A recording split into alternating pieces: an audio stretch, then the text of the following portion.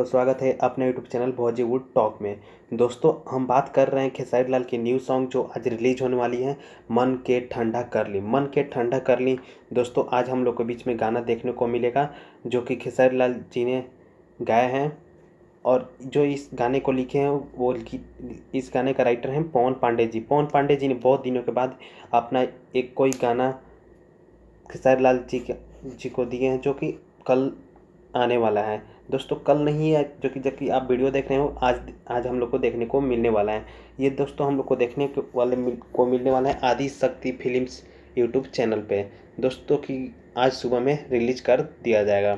दोस्तों बता दें कि गाना बहुत हिट होने वाला है, क्योंकि बहुत दिन के बाद पवन पांडे जी ने कोई गाना खेसारी लाल यादव को लिख कर दिए हैं गाने के लिए। बस दोस्तों यही एक न्यूज़ था कि आज खेसारी लाल यादव की एक बहुत बवाल सॉन्ग आ रहा है, मन के ठंडा कर ली, बस जो कि आज आदि शक्ति यूट्यूब चैनल से रिलीज़ किया जाएगा। थैंक यू दोस्तों, आज के वीडियो में बस इतना ही कि खेसारी लाल से एक रिलेटेड इन्फॉर्मेशन था जो कि आप लोग हम बता दिए। बस वीडियो कहीं पर ख़त्म करते हैं। वीडियो अच्छा लगता है अपने यूट्यूब चैनल भोजपुरी टॉक को सब्सक्राइब कर लें और वीडियो को लाइक कर दें।